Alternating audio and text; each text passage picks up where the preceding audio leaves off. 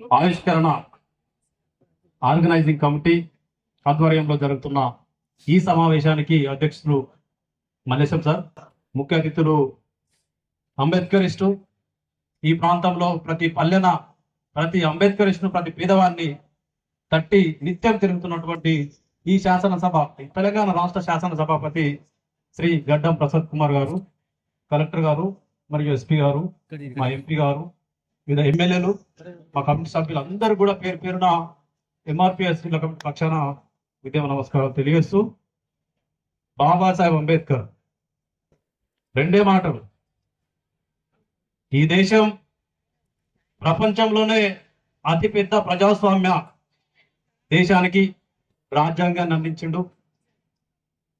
దానికంటే ముందు ఒక ఆర్థికవేత్త, ప్రపంచానికి ఆర్థిక మూల సూత్రాలను అందించినటువంటి ఒక గొప్ప ఆర్థికవేత్త అనే విషయం ఆ రోజు నిజంగా ఈ రోజు ఇంత గొప్ప రాజ్యాంగాన్ని ప్రపంచంలోనే అతిపెద్ద ప్రజాస్వామ్య దేశానికి అందించుండాలని ఏ విధంగా అయితే ప్రపంచంలో చెప్పుకుంటున్నామో, ఆయన రాసిన ఆర్థిక మూల సూత్రాలను కనుక పాటించుంటే ఆర్థికంగా అమెరికాను కూడా తలదన్నే స్టేజిలో ఈ భారతదేశం ఉండేదనే విషయాన్ని మనం గమనించుకోవాల్సిన అవసరం ఉంది.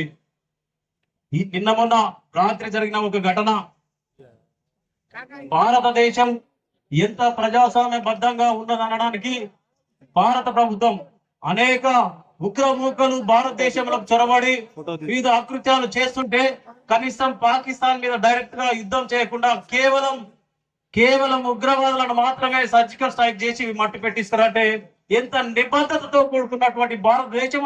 ఇట్లాంటి నిబద్ధత కారణమే డాక్టర్ బాబాసాహెబ్ అంబేద్కర్ ఆయన రాజ్యాంగం అని చెప్పేసి మనం గుర్తించుకోవాలి. ఖచ్చితంగా ఆ రాజ్యాంగాన్ని కాపాడుకోవాలి.